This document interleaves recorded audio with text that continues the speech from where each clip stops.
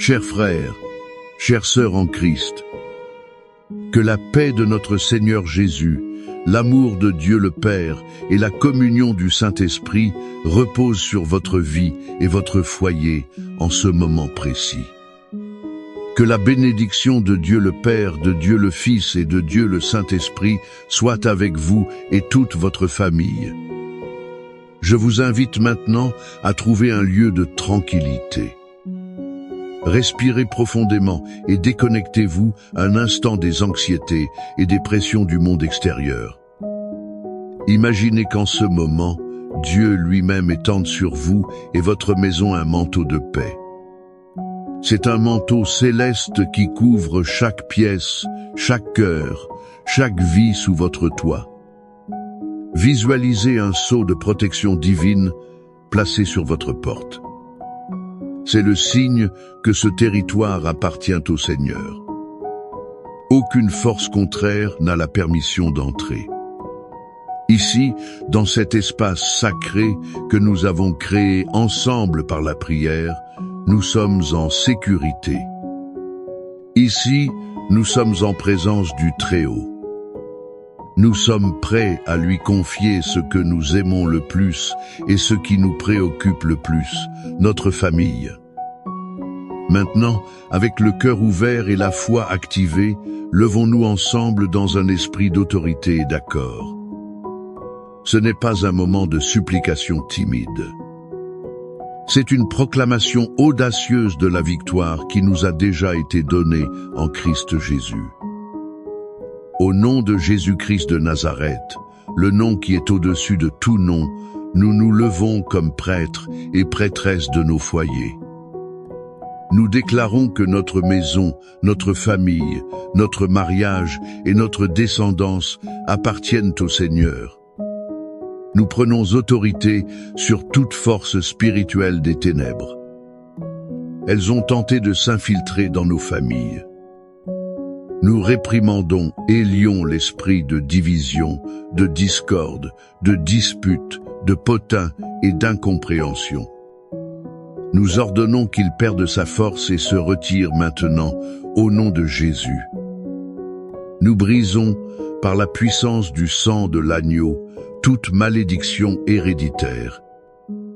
Nous brisons tout schéma de divorce, d'addiction, de misère, de maladie et de rébellion transmis de génération en génération. Nous déclarons que nous sommes une nouvelle création en Christ. Les péchés de nos ancêtres n'ont plus de pouvoir sur nous ni sur nos enfants. Nous annulons maintenant toute parole de malédiction, toute peste et tout décret maléfique. Ceux-ci ont été lancés contre notre mariage, la santé de nos enfants, nos finances et notre paix. Nous annulons ces paroles dans le monde spirituel. Nous les remplaçons par la bénédiction du Seigneur. Nous couvrons maintenant chaque membre de notre famille avec le précieux sang de Jésus. Nous couvrons nos conjoints, nos enfants, qu'ils soient proches ou lointains, nos parents, nos frères et sœurs. Nous déclarons que l'ange du Seigneur campe autour d'eux. Il les garde et les délivre de tout mal, accidents, violences, mauvaise compagnie et pièges de l'ennemi. Nous proclamons que notre famille est un projet de Dieu. Ce que Dieu a uni et conçu, aucun démon, aucune circonstance, ni aucune personne ne peut le séparer ou le détruire. La victoire est nôtre en Christ Jésus. Respirez profondément. Sentez la paix qui suit la bataille de la foi. Maintenant, je veux vous inviter à quitter le champ de bataille. Entrez dans la salle du trône, au cœur du Père. Je veux que vous veniez avec moi pour l'une des histoires les plus touchantes de toute l'Écriture. Elle se trouve dans Luc, chapitre 15. C'est l'histoire que nous connaissons comme celle du Fils prodigue. Mais je préfère l'appeler la parabole du Père miséricordieux. Le véritable protagoniste est l'amour infatigable d'un père. Il y avait un homme qui avait 2 fils. Le plus jeune, dans un acte d'arrogance et d'ingratitude, vint voir son père et dit « Père, donne-moi la part des biens qui me revient. » En d'autres termes, il disait « Père, pour moi, tu es déjà mort. Je veux seulement ce qui est à moi. » Essayez d'imaginer la douleur dans le cœur de ce père. Malgré cela, il partagea ses biens. Le fils ramassa tout et partit pour un pays lointain. Là, il gaspilla tout ce qu'il possédait, vivant de manière dissolue. La fête prit fin, l'argent disparut. Une grande famine s'abattit sur le pays. Ce jeune homme, qui avait un jour tout, se retrouva au fond du gouffre. Il souhaitait manger la nourriture destinée aux porcs. Il était sale, affamé, humilié, seul. La Bible dit qu'à ce moment, revenant à lui, il se souvint de la maison de son père. Il se rappela que même les serviteurs de son père avaient du pain en abondance. Pendant ce temps, lui mourait de faim. Alors il prit une décision. « Je me lèverai et j'irai vers mon père. » Mais la partie la plus puissante de l'histoire est ce qui se passe ensuite. Le texte dit que, tandis qu'il était encore loin, son père le vit, fut ému d'une profonde compassion et, courant, se jeta à son cou et l'embrassa. Faites attention aux détails. Le père le vit alors qu'il était encore loin. Cela signifie que le père était chaque jour sur la véranda. Il regardait l'horizon, attendant, aspirant au retour de son fils. Il n'avait pas de bâton à la main, prêt à punir. Il avait le cœur en main, prêt à pardonner. Le père courut. Dans cette culture, un homme de bien, un patriarche, ne courait pas. C'était un acte qui blessait sa dignité. Mais l'amour de ce père était plus grand que sa dignité. Il courut, étreignit son fils sale, sentant le porc. Il l'embrassa avant même que le fils ne puisse finir son discours de repentir préparé. Cette histoire, mon frère, ma sœur, est un portrait du cœur de Dieu envers votre famille. Et de là, nous tirons de précieuses leçons. La première leçon est que l'amour de Dieu n'abandonne jamais. Peut être qu'aujourd'hui, vous êtes ce père ou cette mère, le cœur en main. Vous regardez l'horizon, attendant un fils ou une fille égarée. Il a pris de mauvaises décisions ou est parti pour une terre lointaine de drogue et de rébellion. C'est un style de vie qui vous blesse. Je veux vous dire, n'abandonnez pas l'attente. Le Père Céleste n'a pas non plus abandonné. Il continue sur la véranda du ciel, regardant, attendant. Il est prêt à courir à la rencontre de son fils, de sa fille. Votre prière de mère, votre intercession de père sont en train de mouvoir les cieux.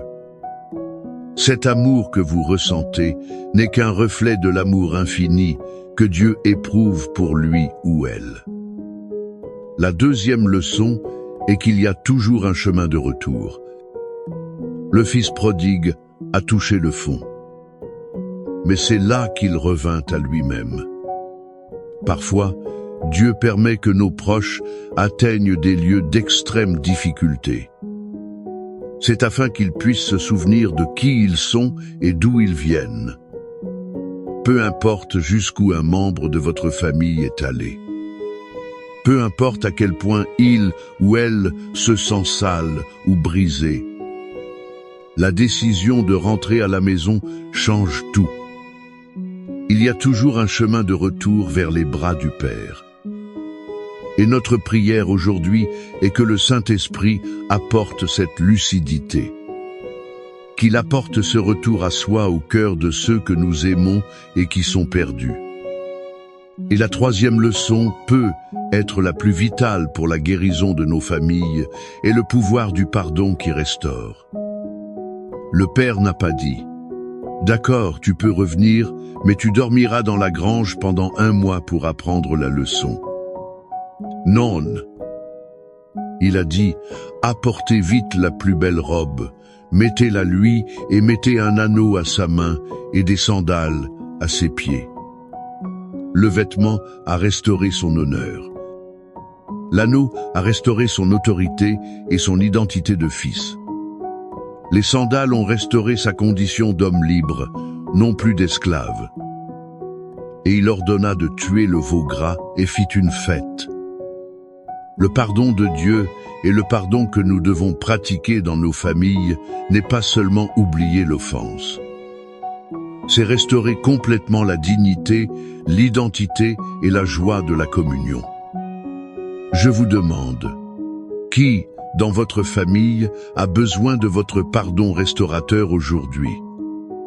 Y a-t-il un fils prodigue ou un frère aîné dans votre cœur? Quelqu'un que vous devez libérer avec une étreinte de grâce. C'est pour que la fête de la réconciliation puisse commencer dans votre foyer. C'est ce cœur de Père, protecteur et pardonneur, qui résonne dans les paroles des psaumes. Ce Père qui attendait sur la véranda est le même qui a inspiré le psalmiste. Il a écrit les promesses de protection du psaume 91. Ce psaume n'est pas seulement un poème. C'est l'écriture de votre maison, la police d'assurance divine pour votre famille.